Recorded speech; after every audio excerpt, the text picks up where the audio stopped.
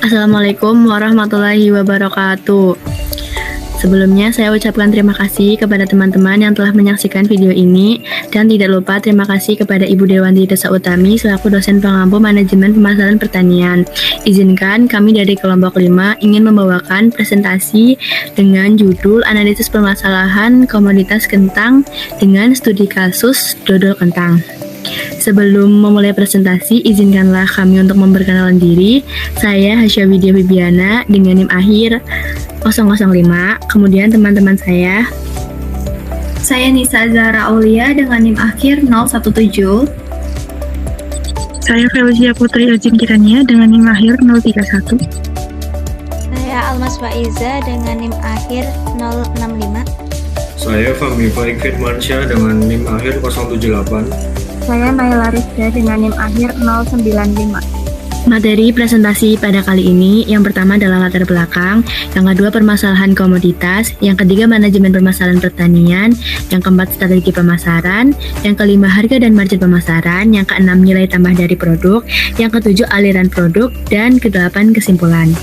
Latar belakang kelompok kami mengambil materi kentang, yaitu kentang merupakan salah satu komoditas yang banyak ditanam masyarakat sekaligus yang menjadi komoditas unggulan dipasarkan untuk memenuhi kebutuhan lokal dan mancanegara. Karena itu, pengembangan komoditas kentang tersebut akan berdampak luas bagi ekonomi rakyat. Kentang merupakan salah satu jenis tanaman hortikultura yang dikonsumsi umbinya. Kentang banyak mengandung karbohidrat yang sangat bermanfaat bagi kebutuhan kita. Tingginya kandungan karbohidrat menyebabkan kentang dikenal sebagai bahan pangan yang dapat menggantikan bahan pangan karbohidrat lain yang berasal dari beras, jagung, dan gandum. Selanjutnya adalah permasalahan umum komoditas kentang. Yang pertama adalah permodalan dan posisi tawar petani yang masih rendah sehingga petani kurang mendapatkan harga yang sejahtera. Penanganan aspek pasca panen yang tidak memenuhi standar, kemudian benih yang masih bergantung pada impor yang menyebabkan benih itu harganya lumayan mahal, dan keterbatasan aspek budidaya yang kurang optimal. Selanjutnya ada permasalahan dari studi kasus yang kami angkat, diantaranya adalah nilai investasi menurun meskipun unit produksi tetap, kemudian ada model usaha yang tidak berpengaruh signifikan terhadap nilai produksi, sehingga masih perlu fokus pada efisiensi dan pemanfaatan optimal tenaga kerja dan bahan baku. Hasil analisis menunjukkan bahwa tenaga kerja dan bahan baku berpengaruh signifikan terhadap nilai produksi. Selanjutnya ada penurunan nilai produksi dodol kentang di Kecamatan Siwulak, Kabupaten Kerinci disebabkan oleh pengurangan faktor produksi, dan permasalahan selanjutnya yaitu jumlah tenaga kerja menurun signifikan dari 262 orang menjadi 131 orang pada tahun 2019 sehingga menyebabkan produksi dodol kentang juga menurun. Selanjutnya, manajemen pemasaran pertanian komoditas kentang. Manajemen pemasaran pertanian komoditas kentang berfokus pada upaya peningkatan nilai tambah melalui pengolahan hasil panen menjadi produk olahan berupa dodol kentang. Strategi pemasaran dalam konteks ini dilakukan dengan pendekatan agroindustri, di mana kentang yang merupakan komoditas utama di Kabupaten Kerinci diolah agar memiliki nilai jual yang lebih tinggi dan daya saing di pasar. Pengelolaan produksi melibatkan penggunaan faktor-faktor seperti tenaga kerja, bahan baku, dan modal. Dengan hasil penelitian menunjukkan bahwa tenaga kerja dan bahan baku memiliki pengaruh signifikan terhadap peningkatan nilai produksi, yang menjadi dasar penting dalam manajemen pemasaran. Sementara, modal usaha tidak terlalu berpengaruh. Hal ini menekankan pentingnya efisiensi penggunaan sumber daya dan pengelolaan input produksi. Manajemen pemasaran juga tercermin dari perlunya menjaga kualitas produk, menyesuaikan biaya produksi dengan harga jual, serta memanfaatkan teknologi dan keterampilan tenaga kerja agar produk tetap kompetitif. Dengan demikian, pemasaran kentang sebagai komoditas pertanian diarahkan untuk tidak hanya menjual produk mentah, tetapi juga memperluas pasar melalui diversifikasi produk dan peningkatan kualitas, yang semuanya berorientasi pada keberlanjutan dan pemberdayaan ekonomi masyarakat lokal. Oke teman-teman, sebelum lanjut ke slide berikutnya, kita akan menyaksikan tentang cara pembuatan dodol kentang.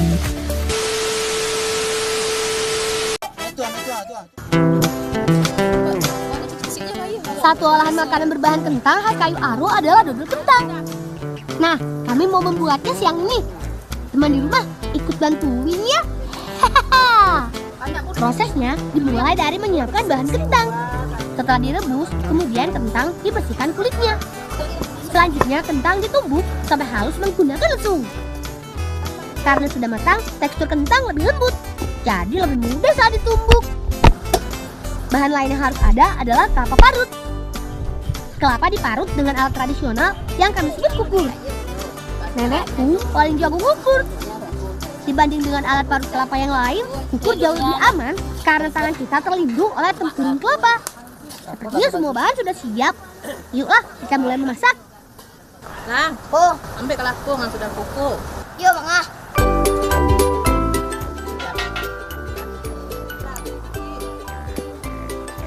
Pertama, masukkan dulu parutan kelapa. Sangrai sampai sedikit kemerahan. Lalu kentang yang sudah ditumbuk, kemudian campurkan dengan parutan kelapa. Tidak ketinggalan gula pasir. Kemudian aduk semua bahan sampai merata. Setelah sedikit berubah warna, tambahkan tepung ketan sebagai perekat. Nah, sekarang tinggal tunggu sampai matang. Di sini letak perjuangan seorang pembuat dodol.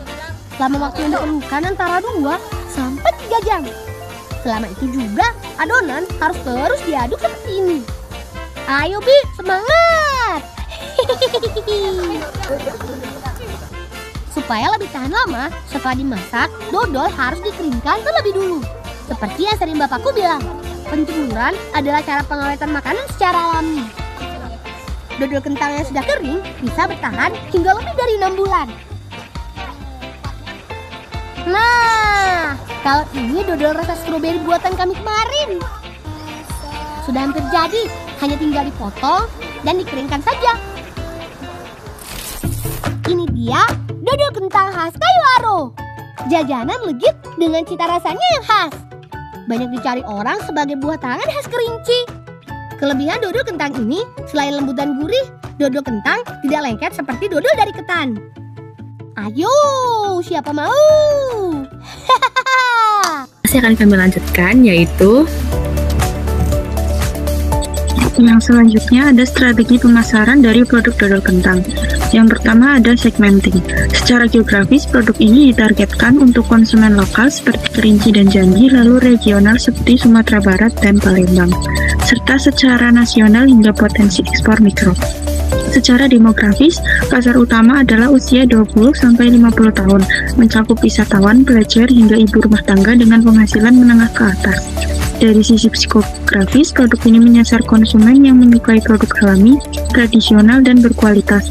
Sedangkan dari sisi perilaku, segmen yang dibidik adalah konsumen loyal terhadap produk khas daerah dan pembelian musiman saat libur atau hari besar. Yang kedua adalah targeting. Target pasar dodol kentang dibagi menjadi 2 kategori, yaitu target utama dan target sekunder. Target utama sendiri mencakup wisatawan lokal dan domestik yang berkunjung ke Kerinci, masyarakat kota besar yang memiliki minat terhadap produk tradisional khas daerah, serta toko oleh-oleh dan pusat UMKM yang menjadi jalur distribusi utama produk.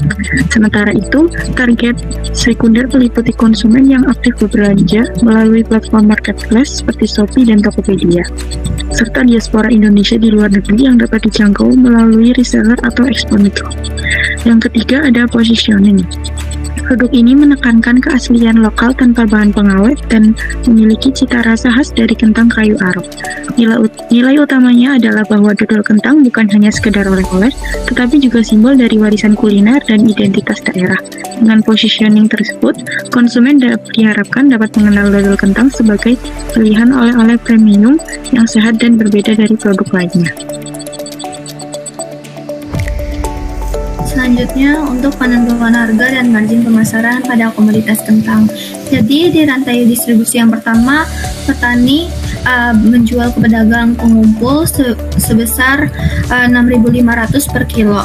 Dan pengumpul menjual ke pedagang besar atau distributor dengan harga 8.000 per kilo dengan margin yang telah ditetapkan 1.500 per kilo. Terus distributor ke konsumen akhir menjual dengan harga 12.000 dengan margin ditetapkan 4.000. Jadi total margin keseluruhan yaitu selisih dari harga awal petani ke sampai konsumen akhir yaitu 5.500 per kilo.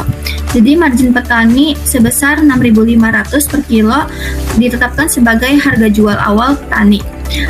Jadi margin pemasaran dipengaruhi oleh panjang rantai distribusi. Semakin pendek, semakin besar margin pelaku di hulu atau si petani tersebut. Selanjutnya, nilai tambah dari kentang itu sendiri. Yang pertama ada produk olahan yang sudah dijelaskan tadi, yaitu produk olahan dodol kentang hasil dari agroindustri dari kentang segar. Yang kedua, metode perhitungannya menggunakan pendekatan Hayami, yaitu metode yang digunakan untuk mengetahui nilai tambah suatu komoditas tersebut. Selanjutnya, nilai tambah per kilo bahan baku, yaitu sama dengan 12.000 dikurangi 6.500 dengan nilai tambahnya sebesar 5.500 per kilo, dan rasio nilai tambah sebesar 45,83%, di mana diperoleh dari perbandingan antara nilai tambah dengan nilai output dikali dengan 100%.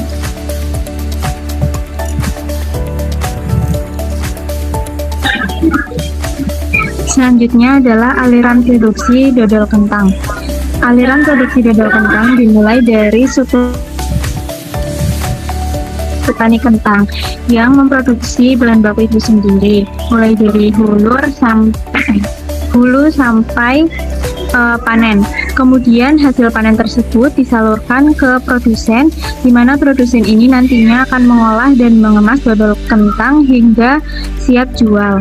Kemudian dari produsen, produk dodol kentang ini didistribusikan melalui distributor atau agen, yang mana distributor atau agen ini membeli dalam jumlah besar dari produsen dan menyalurkan ke toko, pasar, atau reseller.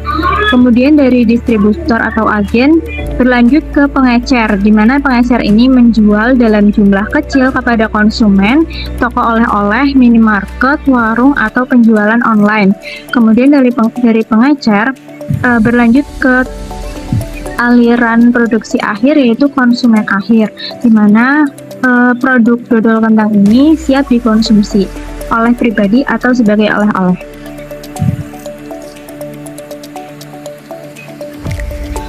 Kesimpulan dari presentasi ini yaitu pengaruh secara simultan menunjukkan bahwa semua variabel independen yaitu modal, tenaga kerja, dan bahan baku secara bersama-sama berpengaruh terhadap nilai produksi dodol kentang di Kecamatan Siulak.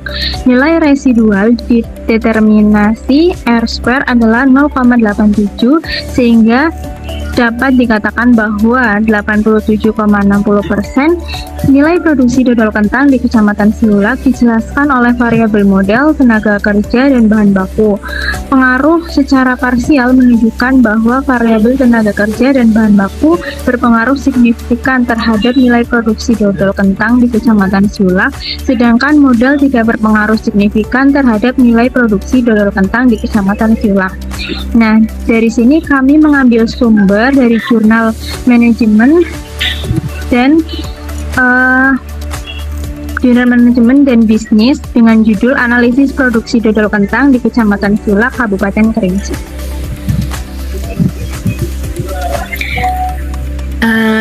Selanjutnya, karena presentasi sudah selesai, jadi saya selaku moderator memohon maaf apabila ada kesalahan baik dalam kata maupun perbuatan.